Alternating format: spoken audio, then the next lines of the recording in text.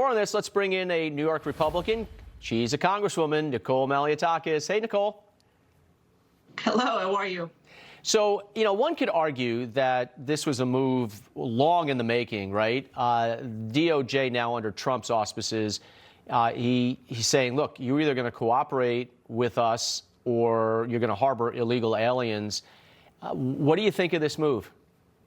Well, think about how ludicrous it was that New York State, in a post 9/11 world, would actually prohibit officers under the Department of Homeland Security from accessing the New York DMV database, hindering opportunities for an investigation or to pursue a criminal. If you're a Border Patrol agent at the border in Canada and you see a car with New York plates approaching and you can't scan those plates, Kathy Hochul wants you to go get a judicial warrant at that moment somehow to scan those plates.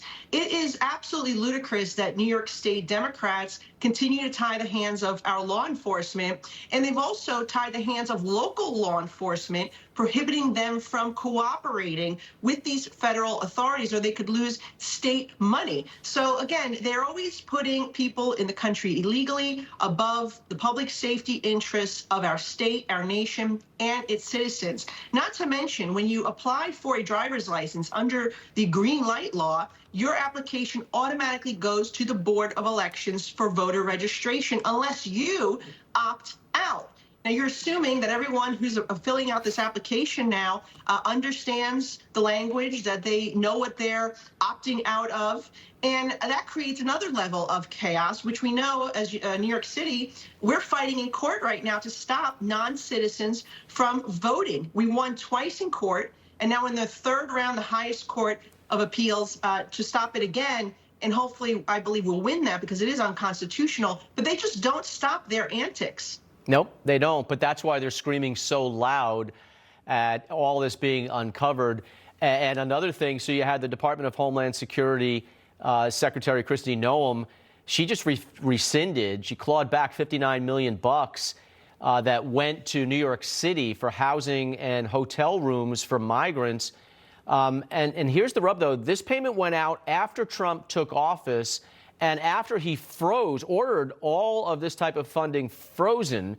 So, I mean, the deep state does what it wants to do, which is why they are going ballistic when Musk is unearthing these things. Yeah, think about how we have homeless Americans, we have homeless veterans, we have our fellow Americans who are victims of natural disasters.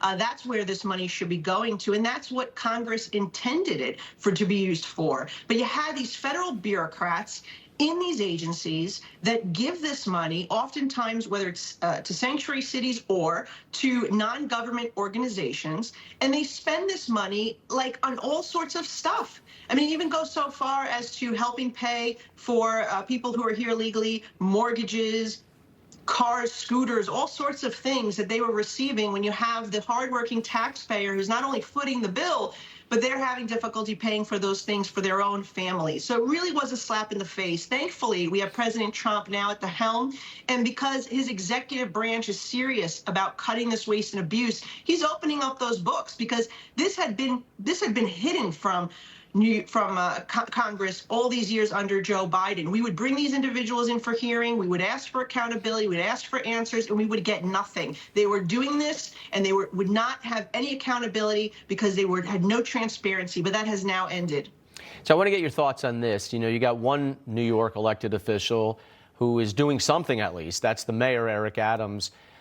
He could be facing repercussions. Here's what Governor Hochul had to say about the mayor's at least somewhat cooperation in the wake of the DOJ dropping the corruption charges against him.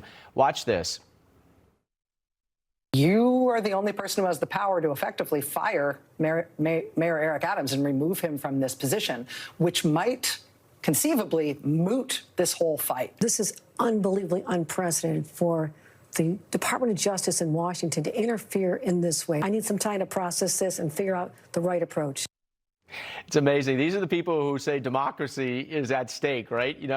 So, I mean, she's thinking of getting rid of Eric Adams because he's enforcing the law, but she would never even think of giving the boot to the Manhattan DA, Alvin Bragg, who literally put on paper on his first day that he's going to skirt all the laws and not prosecute a bunch of crimes.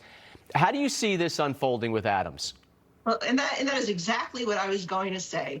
Here you have a governor who is looking to remove our mayor, who finally is cooperating. I've been very critical of him. I've taken him to task on so many things, like housing migrants in the city hotels at taxpayer expense and not cooperating with ICE, even when they had the ability to for violent criminals. But what I would say is, you know, the guy's finally doing something right. He's cooperating with federal authorities to enforce our laws, to protect our city and its citizens. And here come the woke Democrats of New York trying to now put pressure for the governor to remove him. And then you have Alvin Bragg, who abused his power, who released rioters, who just created such chaos on the streets of our city, who refuses to actually enforce the law, and he has dropped half of his charges have been dropped down to plea deals or lowered. And so what I would say is, this is what you have when you have these left-wing radicals who are running our city and state. And the governor should not cave here to them. The governor should try to do the right thing for once as well. She should repeal the green light law. She should repeal the state sanctuary status. She should say all our law enforcement will cooperate to deport criminals who are dangerous in our city and state. And she should work with Mayor Adams and President Trump to enforce these laws and get rid of these people who are wreaking havoc. We've had gang members, criminal cartels. We've had people who shot at our police officers. None of this is okay. Laken Riley's murderer was released here in New York because of the radical bail law that she refuses to repeal. So put the public safety of our New Yorkers and American citizens first for once. That is what the public has told you in poll after poll after poll that they want you to do. And think about this. Donald Trump right now has a higher approval rating than Kathy Hochul. Yeah. She should think about this, and she's up for re-election next year. Yeah, could you imagine if the governor of New York removes the mayor for following the law? Congresswoman Nicole Malliotakis, good to see you this weekend. Good to see you, Rob. Thank you. All right. Up next.